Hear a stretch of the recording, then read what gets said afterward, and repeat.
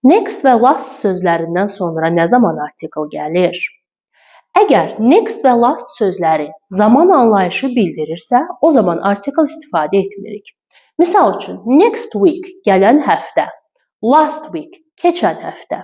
Zaman mənası olduqda o halda heç bir zaman artikel istifadə olunmaz.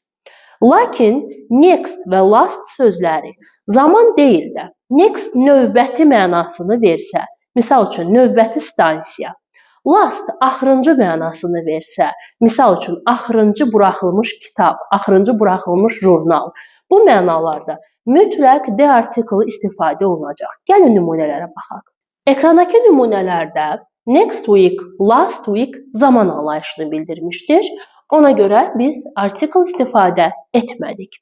Lakin the next lesson növbəti dərs, the last lesson axırıncı dərs bu halda zaman anlayışı bildirmədiyinə görə mütləq ki, qarşısında artikel istifadə olunmalıdır.